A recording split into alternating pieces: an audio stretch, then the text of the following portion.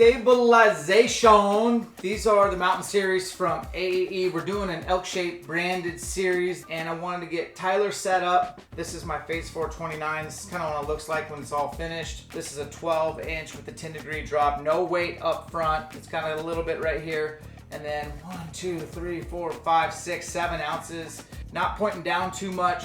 That's kind of my sweet spot for this bow. We're gonna set up my Phase 433 with staves. Stobs or staves? Staves. Staves. And then we're gonna get Tyler set up as well. Here we go. We have the gripper. Single mount with quick disconnect, which is kind of nice for travel. Putting it in your little, you have a rugged bow case, little soft case there.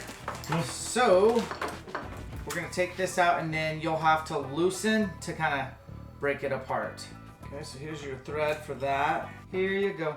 It's a 1/4 inch Allen. This is the quick 10, which allows you that 10-degree drop, but will give you that figure 8 float. If you are running a Matthews, which not everybody is, but if you are, I typically put more weight in the back than the front. They're a little top heavy, in my opinion, so you'll have to figure out the best balance for you. Usually that 3-to-1 ratio, so for every ounce you put on up front, you want to put 3 in the back. So a lot of guys will run 2 in the front, 6 in the back, something like that. And then this 10-degree drop's pretty slick. So we're gonna get this on the end, and you're running a, what'd you decide for the front bar? 12-inch? 12-inch. Let's open that bad boy up. 12-inch isn't obnoxious like a 15 where you can get in a ground blind and still, you know, not hit the side of the walls. It's not obnoxious to carry. And then you can keep those plastic totes that it comes with in your bow case for carrying safe during travel. That's what I usually do. Now while Tyler's doing that, I'm gonna get mine set up on the 33 Phase bow. And I'm gonna be running a long dong on mine. I'm gonna run a 15. Will you T-handle me real quick? Always wanted to say that. She ain't going anywhere, Tyler. She ain't going anywhere. And then we're gonna talk about balancing these out with a buddy so you can find your sweet spot for the ultimate hold. I'm gonna do my back bar. A little mustard. 10. Tyler's running a 10-inch in the back, and I'm running, I think, also a 10 with 1, 2, 3, 4, 5, 6 in the back. So I got technically no weight up front, just this front bar stave, and then 6 in the back. You have how much in the front? Right now it's 3 and 3. I don't think you're gonna want to make an adjustment, so we can save you time. Okay. I would probably take 2 off and put them in the back. So 1 up front, and then you have 5 in the back, and see how that feels. And then we can play with the angles based on, you know, what I usually do is go out and shoot a few arrows, a little bit longer distances, and look at my group. Am I struggling to keep that pen? Does it just feel like it want to drop? If it does, a lot of times I'm gonna take weight off the front and put in the back. Conversely, if it just feels like it wants to rise, I'm gonna put more weight up on the front. Now, left to right, if you have a quiver, which this bow will not, so I'm gonna run this bar as close as possible here. I'm not gonna bring it down or up, but pretty much when the bow is at full draw, parallel, and then I can make adjustments based on feel and hold. So when it comes to how to stabilize your bow, you really need to kind of fine tune it over time. But the most fundamental thing is try to get that 10-degree drop. I think you'll notice a significant difference in your group size. And then I would also look at putting, depending on the bow manufacturer, messing with how much weight, but that general 1 to 3 or 3 to 1. For every ounce you put up front, put 3 in the back. If you've never ran a back bar, maybe you don't need to. Some bows are, you don't need to, and some you do.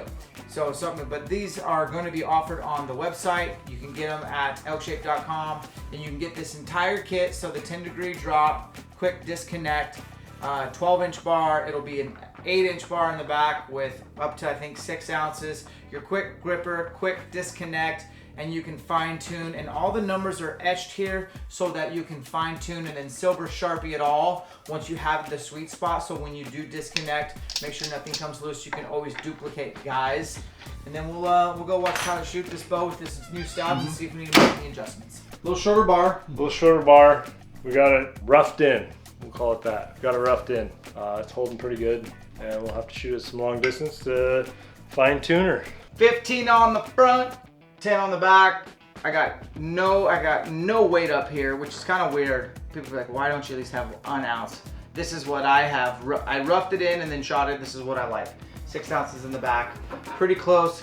This 33 is kind of like a backup bow slash target bow slash just really forgiving, but I don't hunt with it. I hunt with the 29s. So we took Tyler, we got him stabilized out with the Elk Hunter. These are going to be out soon, maybe when this video drops, maybe not, maybe some anticipation, but basically it's just the Mountain Series and it says Elk Hunter on it and it's the full kit, and because we have it as a kit, we can save you a lot of money. If you were to buy all this separately, it'd be $400 or $500 in stabilizers, which, you know, that's pretty pricey. So 10-degree drop, 10-inch on the back. We got 5 ounces in the back and 1 ounce up front. That's pretty typical of a sweet spot.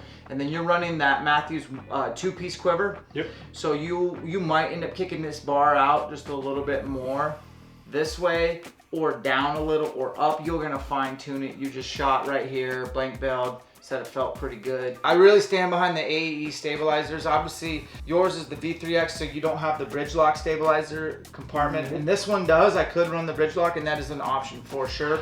But this is kind of what I have found to work really well for me. You can't do a 10-degree drop with the bridge lock. So, that might change down the road. I don't know. I don't know anything. I'm just saying that maybe they will. But so the 10-degree drop, I'm a huge fan of for target, and so that's why I'm doing that. On the back end, I could run that shrewd attachment. It's called the V-bar attachment, bridge lock. Okay. Could do that, but I might as well just match up. I like to match. And plus say Elk Hunter on it, which is what I am and what you are as well, guys. Appreciate you guys watching. We're always tinkering with our setups, which just means we're pursuing perfection. And it's kind of tricky to be perfect at archery, but we can certainly try. This is my good homeboy, Tyler. Check out his YouTube channel that he does with me. It's called ElkShape Gear. We'll put a link right there. He's always doing non-biased, straight up budget and high-end gear and testing and vetting and giving you his honest opinion. You ain't sponsored, are you? Nope. No, he's sponsored Zero by the fire. sponsors. He's sponsored by the fire department to go That's there right. about every 4 days. Yep. Be a captain. Guys, appreciate your support. We'll catch you on the next one.